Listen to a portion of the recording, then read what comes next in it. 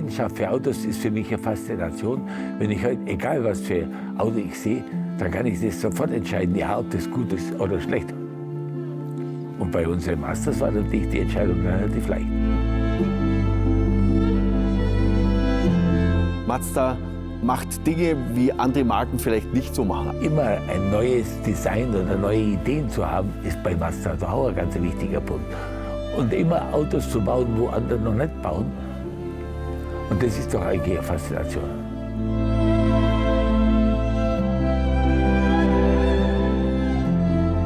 Ich sage immer, wir sind kein Mazda-Händler. Ich sage immer, ich bin Mazda. Wir leben für die Marke, wir kennen die Marke. Ja, ich glaube, wenn man nicht zu 100% dahinter steht, dann können wir das nicht machen, was wir tun. Wir sind Familie Frey vom Mazda Klassik Museum Frey in Augsburg.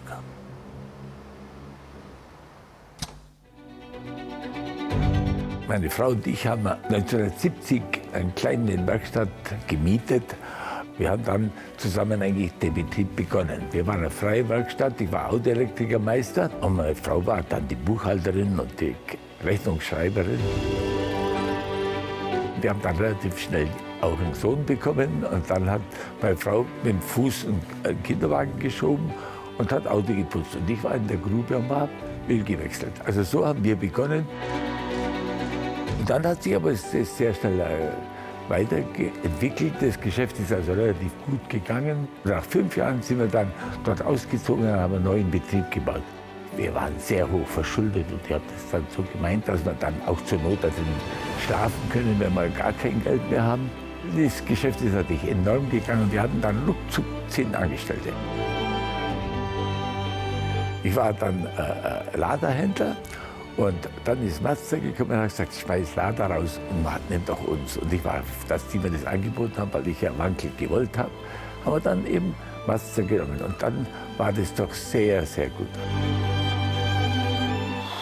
Manchmal, dann habe ich den ersten Mazda verkauft. 72.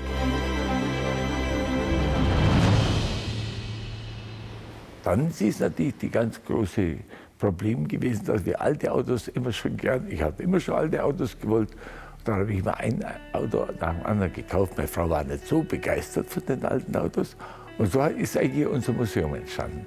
Und meine Söhne, die habe ich dann natürlich schon damit auch infiziert, indem dass ich gesagt habe, sie dürfen an Autos alles machen. Und das haben die auch dann gemacht. Und seitdem lieben die Autos bald mehr wie ich. Markus und ich, wir waren sehr früh schon immer wieder in der Werkstatt. Werkstatt hat uns fasziniert. Selbst als kleine Kinder durften wir das auch. Ist ja auch nicht üblich. Wie der Joachim schon gesagt hat, wir durften alles machen. Ich bin schon ein bisschen früher Auto gefahren, wie man glaube ich, offiziell durfte. Haben auch Benzin von den alten Autos abgelassen, da wollen wir aber gar nicht ins Detail gehen. Da können wir nicht ins Detail gehen. Mein Papa hat mir mit 12 das Autofahren beigebracht. Ich weiß es noch, mit einem 626, Farbe Gold. Das war also, werde ich nie vergessen, ja, auf der rechten Seite, Handbremse in der Hand und habe das Autofahren beigebracht. Also so ein richtiges Schlüsselerlebnis, muss ich wirklich sagen, war 1978, 79, irgendwo da. Da kam bei Mazda der 929 raus, als neues Modell. Und dieses Auto hat mich so fasziniert, weil der so groß war. Vielleicht nicht auch so klein, heute wird man so sehen, so groß ist er gar nicht, aber der war so groß. Die Marke Mazda hat, ja, die hat uns das ganze Leben quasi begleitet und da hängt auch mein Herz dran. 120 Fahrzeuge, die wir vorzeigen können, haben wir in unserer Sammlung noch genügend Teileträger oder die noch auf Restauration warten. Wir haben natürlich immer schon sehr viele Mazda in unserer Sammlung und es war für uns eine Herausforderung, die Autos alle in einen Raum zu bringen. Grundbestreben war, wir wollten von einer reinen Lagerung einen Ort haben, wo man das darstellen kann. Aber der Grundgedanke war erstmal nur für uns. Nicht für irgendjemand, nicht für das Publikum, sondern nur für uns. Da hatten wir ein bisschen Connections mit der Stadt Augsburg. Und dann war es relativ kurzer Zeit, sind wir in Augsburg ein paar Industriehallen abgefahren und haben gesagt, das könnte was sein und das wäre möglich. Und unter anderem sind wir dann eben auf dieses Areal gekommen und es hat natürlich ein bisschen anders ausgeschaut wie jetzt. Also man muss sagen, das waren eigentlich Ruinen. Wie man das dann gesehen hat, wie schön das eigentlich werden kann.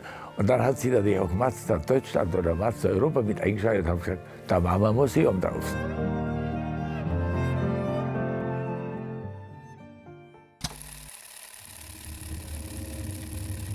Also altes Auto war unser Cosmo eigentlich das allererste Auto.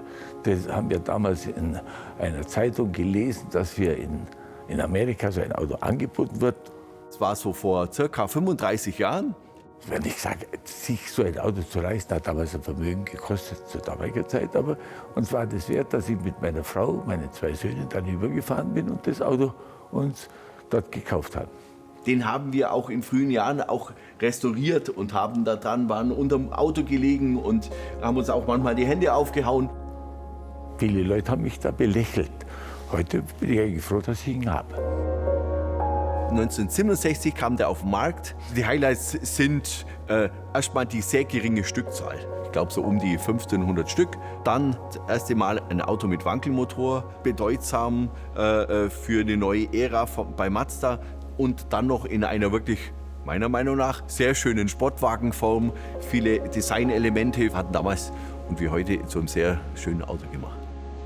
Ich würde mal sagen, das ist schon einer der, wo man sagen kann, der trifft genau bei mir ins Herz. Ich glaube, das wäre der allerletzte, wenn man einen hergeben müsste, der wäre es. Der Mazda Coupé 360, das war ja eigentlich fast unser erstes Auto. Und das ist eigentlich doch die Geschichte von Mazda, überhaupt nach dem Krieg Autos zu bauen. Aber ich habe das Auto nie gekannt und nie gesehen. Wir haben eine alte Zeitschrift bekommen bei einem Stammtisch in Ulm. Und das habe ich angeschaut und da sage ich, du, da gibt es in Australien ein Mazda Coupé 360, was eigentlich, ich habe ihn nie gesehen gehabt, da war ein kleines Bild dabei und habe ich den angerufen. Das war allerdings 2 Jahre alt, die Zeitschrift.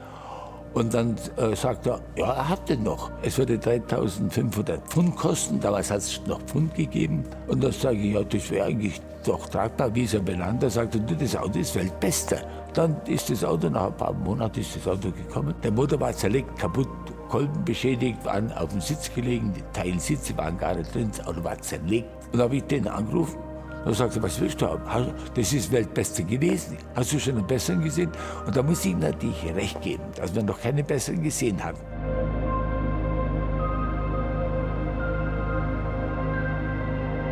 Mazda kam ja schon in den Vorkriegsjahren aus dem Transporterbereich. Das heißt, Transportfahrzeuge war sehr wichtig.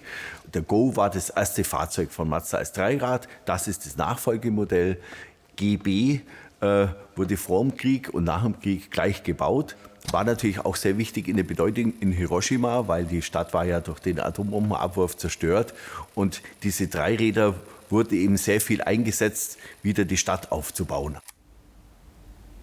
Die sind ja jetzt in Europa jetzt überhaupt nicht vorhanden. Also das heißt, wir haben einen Freund in Japan, den wir beauftragt haben. Irgendwann kam dann ein Anruf und sagt, du, jetzt hätte ich einen. Der war so komplett, wie er jetzt da ist, aber unrestauriert. Und das war dann eben unser Part. Und dann gibt es natürlich immer ein paar Hürden bei Restauration. Da ging es um die Anpassung des Auspuffs. Also wir haben das nachbauen lassen, aber irgendwie hat er nicht so gut reingepasst. So, also was muss man machen, wenn es nicht so passt? Man muss den biegen. Biegen kann man den nur, wenn man mit einer Flamme den richtig schön warm macht und den dann eine Form gibt, bisschen Holz, bisschen Eisen. Mein Papa hat den Schweißbrenner und macht so richtig schön heiß. So, jetzt drückt mal, er nimmt den Schweißbrenner und tut ihn auf die Seite.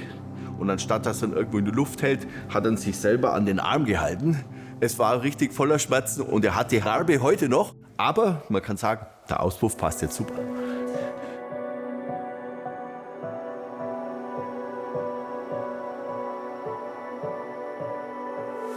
Das ist der Mazda 1000er, weil er 1000 Kubik hat. Ein sehr schönes, seltenes Coupé, was Mazda damals gebaut hat. Also wir haben das im eBay in Australien gekauft und alle australischen Autos in der Zeit mussten damals die Gitter auf den Scheinwerfern haben, gegen dass die Insekten die Scheinwerfer nicht kaputt machten. Das Auto hat natürlich ganz eine spezielle Geschichte. Wie wir das Auto dann eben aufbereitet haben oder sauber gemacht haben, war die Werkzeugtasche im Kofferraum gelegen. Ich habe dann erst erfahren, es wurden zu der Zeit an jedem Auto eine Werkzeugtasche mitgeliefert. Und heute ist das wirklich mein Highlight. Ja, also wir sitzen hier am Mazda 323, an einem der wichtigsten Modelle bei Mazda überhaupt. Technisch 1,1 Liter, 55 PS. Dieses Modell gibt es, seitdem es uns als Mazda-Händler gibt. Darum ist es auch für uns sehr wichtig gewesen. Ein Modell an 78 war für mich natürlich die Sensation schlechthin. Wir haben Mazda-Vertrag bekommen, da waren wir ganz stolz drüber, dass das Auto von Japan über China durch Russland durchgefahren ist, ohne Probleme. Das haben wir natürlich dann als Verkäufer immer wieder aufgebracht. Und das hat den Leuten schon sehr imponiert. Bei dem Speziellen mit den Unterschriften haben wir uns bei der Errichtung des Museums mal einfach nur überlegt, hallo, es wäre doch wichtig, die Leute, die da waren oder die wichtigen Leute, theoretisch sind alle wichtig, aber die wirklich Wichtigen, zu sagen, hallo, die sollen sich verewigen. Die wichtigste momentan oder eine der wichtigsten ist, der das Museum eröffnet hat, unser derzeitiger CEO in Japan, damals noch nicht, jetzt ja, der hier unterschrieben hat, also einer der wichtigsten und natürlich Geschäftsführer von Mazda Deutschland, Mazda Europa und schon viele Direktoren und der eine oder andere Prominente, der schon hierin war. Also darum ist es so ein Ding für die Ewigkeit. Und jeder Händler musste, kommst du drauf? weil nur 600 Händler damals gegeben haben. Und da bist du sicher, das weißt du. Ich weiß alles. Krieg ich einen Telefonjoker? Rote Museum. Weil wir wollen nur kurz schauen, ob das stimmt. Keine Ahnung haben die. Und von denen ganz viel. Der Wankel-Pickup-Abschleppwagen. Für wen sind die 600 gebaut worden? Also für alle Händler in Nordamerika. Die Händler in Nordamerika mussten den Pickup abnehmen. Jetzt steht da wieder Depp. Und der sagt, die Entschuldigung will ich jetzt sagen. Also das sind Mazda Road Tour Pickups, wurden nur für den amerikanischen Markt gebaut und in der Mitte der 70er Jahre wurden die hergestellt und verkauft. Meine Schleppwagen hatte nicht jeder Privatmann, sondern die haben das dann in Verbindung gebracht. Ein Zwillingsbereif, den Mazda Pickup, war dann die Sensation. Das war mal bei einem Mazda-Händler gestanden, aber er hat nicht mehr verwendet und war natürlich dadurch auch in einem sehr schlechten Zustand. Aber es hat ganz viel Spaß gemacht, ein Auto dann wieder so auf Vordermann zu bringen, ist ja auch eine Herausforderung für uns Techniker.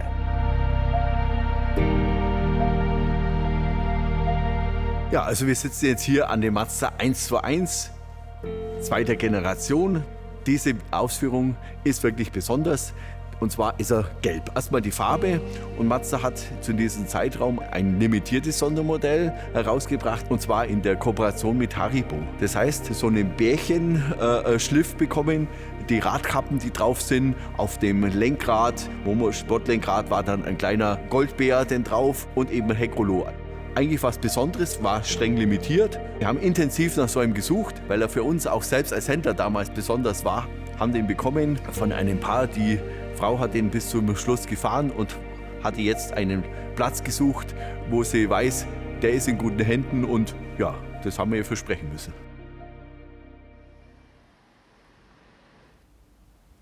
Man kann jetzt ein Beispiel nennen, warum Mazda anders ist, eher einmal aus der Historie.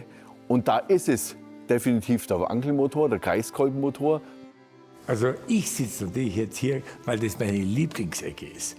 Es ist also die Wankelecke, wo ich sage, Mazda und Wankel, das gehört einfach zusammen. Und da bin ich eigentlich überhaupt Mazda-Händler geworden, weil ich sage, ihr habt die besten Autos und die schönsten Autos, was Mazda je gebaut hat. Der Dreischeiben-Wankelmotor war natürlich für mich ein Highlight, wie der überhaupt auf dem Markt war. Die große Leistung, die Laufruhe hat natürlich den Mazda ausgezeichnet, die nicht mit irgendwas zu ersetzen ist. Der RX-5 in dieser Version ist eine spezielle limitierte Jubiläumsversion. Und das Auto ist deswegen für mich so interessant und so spannend. Oder ich mag es so gern, weil ich es im Netz gefunden habe, dass es zum Verkaufen war. Und das eben in England war. Und es war eben ganz in der Nähe von der Stadt, wo ich gearbeitet und gewohnt habe. Und das war dann so echt wie ein Zeichen, dass das Auto zu uns kommen muss. Und das habe ich dann auch selber in England abgeholt. Ich bin nach England geflogen und so wie das Auto jetzt hier ist, so war es auch bei dem Vorbesitzer in England. Ich meine, das ist natürlich unser Mazda mit Car, wo ich sage, wir sind alle ganz stolz drauf, ein Auto in dieser Klasse in unserem Museum und überhaupt bei Mazda zu haben. Dieses Auto wurde dann 1975 von Australien nach Japan gebracht. In Japan haben die dann natürlich einen Traummotor reingemacht, natürlich einen Wankelmotor, mit dem eigenen Kühlschrank.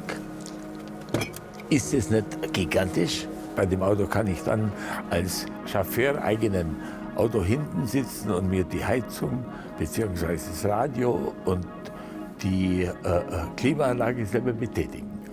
Ich glaube, das ist ein Webcar in the first class.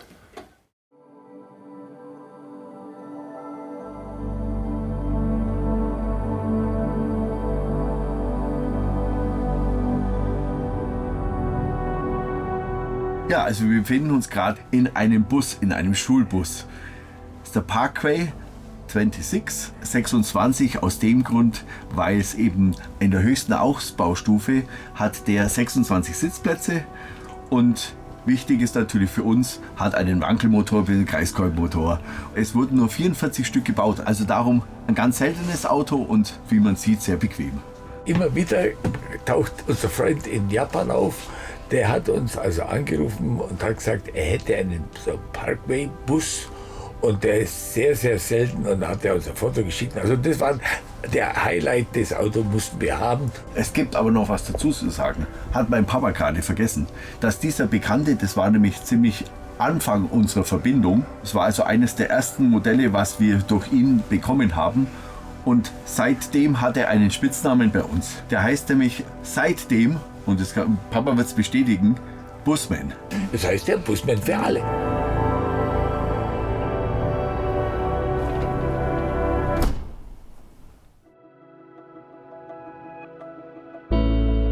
Dieser Mazda Pathfinder aus den 70er Jahren und der kommt eigentlich aus Burma, jetzt Myanmar.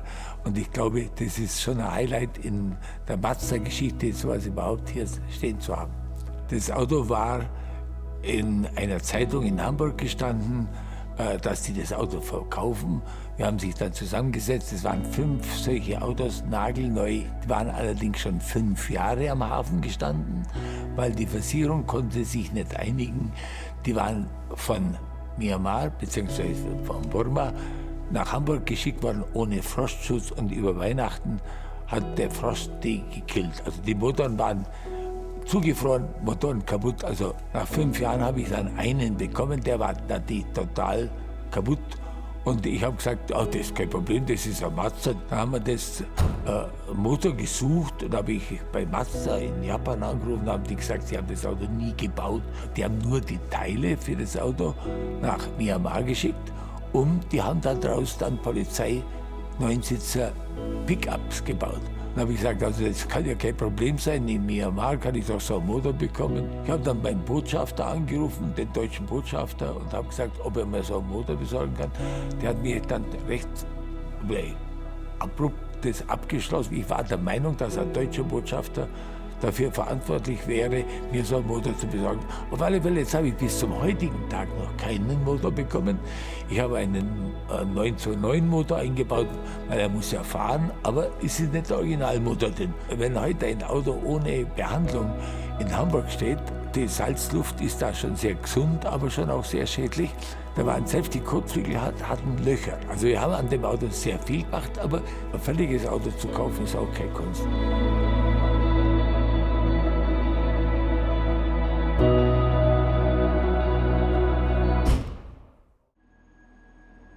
Also es ist der Mazda AZ1. Ist ein ganz spezielles Auto. Mir persönlich gefällt es sowieso, weil er Flügeltüren hat und außergewöhnlich ist. Bei dem Auto war das speziell, dass die Fahrzeugpapiere nicht existent waren. Und so konnte man eigentlich kein Auto ausführen aus Japan. Und so hatten wir den in Japan zerlegen lassen und haben ihn dann in Einzelteile nach Deutschland bringen lassen. Und wir haben den dann zusammengebaut. Also das war, wie gesagt, ein großes Puzzle. Und dann ist es so, wie er jetzt da ist.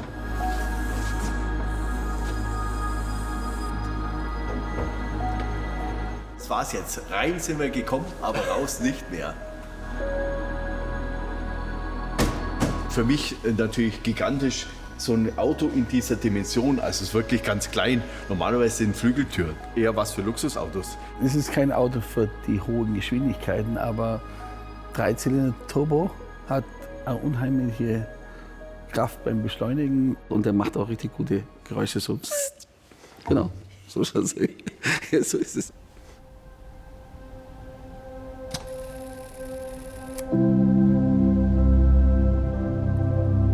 Eine der wichtigsten Modellen bei Mazda überhaupt, die 4 Generationen vom MX-5. Mazda hat 1989 dieses erste Modell auf den Markt gebracht. Leicht, Fahrspaß, preiswert und das in einer sensationellen Qualität und hat eine Fangemeinde hervorgerufen, die bis heute anhält.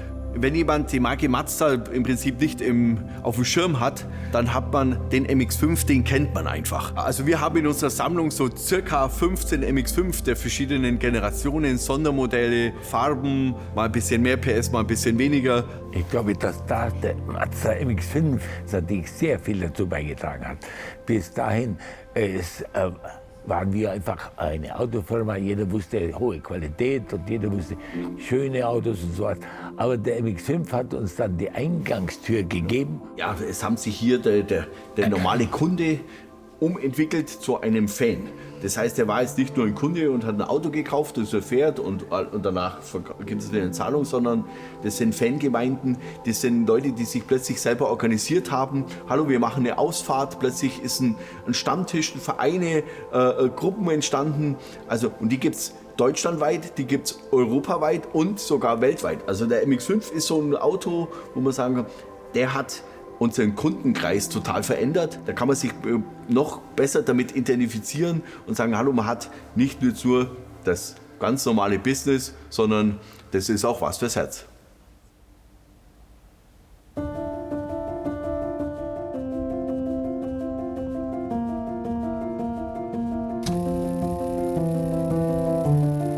Wenn ich ein Auto gesehen habe, wie der RX-7 da rausgekommen ist, da haben die anderen noch gar nicht gewusst, was man Autos mit Klappscheiben verbauen kann. Dieser RX-7 ist so speziell. Der Besitzer des Autos, woher das Auto kam, ist eben vom Felix Wankel, der Erfinder vom Wankel-Motor, eben darum auch der Namensgeber. Was wir wissen, dass Mazda Japan den Felix Wankel das geschenkt hat, das Auto. Diese Ausstattung ist auch speziell. Ein RX-7, wo eigentlich alles drin hat, also von Klimaanlage, Servolenkung und Ledersitze und Turbolader und also ganz spezielle Ausführung. Wir wissen allerdings, dass der Felix Wankel keinen Führerschein hatte. Also gefahren selber ist er denn nie. Wir gehen davon aus, dass er am Beifahrersitz gesessen sein müsste, weil wir einen Manschettenknopf gefunden haben. Ein sehr spezielles Auto, darum ist er auch bei uns in der Sammlung. Ein Mazda-Händler hat seine Mazda-Sammlung aufgegeben und dadurch konnten wir den erwerben. Das ist mindestens schon 25 Jahre her. Seitdem haben wir den und wir werden den auch nicht mehr hergeben, weil er gehört sehr dazu.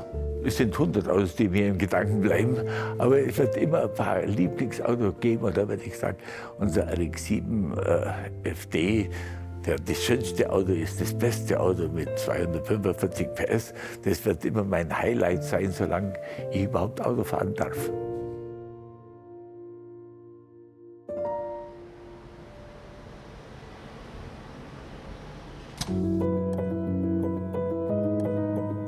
Die Japaner sind, glaube ich, uns Deutschen sehr ähnlich.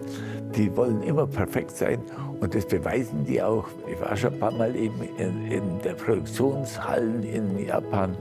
Das ist sensationell, wie die Autos produzieren und wie die Autos lieben. Zum großen Teil haben die weiße Handschuhe an. Und das fasziniert mich. Das ist nicht, weil der da sich seine Hände schon, der hat so viel Ehrfurcht vor dem, was er baut. Und das ist, glaube ich, das Wichtigste an der ganzen Geschichte. Wenn man was mag, ist man auch gut bei der Produktion. Wir haben schon ein paar Informationen, dass eben auch bei Mazda das wie ein großes Familienunternehmen ist, weil die sind alle stolz drauf, dass sie bei Mazda arbeiten dürfen.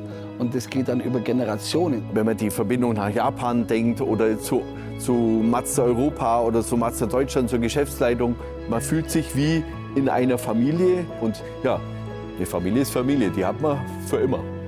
Ich bin einfach Mazda. Ich wünsche mir für die Zukunft von Mazda, dass sie eigentlich genauso mit diesem Engagement, mit dieser Idee, mit dieser Herangehensweise einfach weitermachen. Weitermachen mit diesem Antrieb, vielleicht anders zu sein wie die anderen, nochmal eins draufzusetzen. Und wenn man dann so ein Auto noch fährt, da kommt Begeisterung auf. Das ist also schon was ganz Spezielles.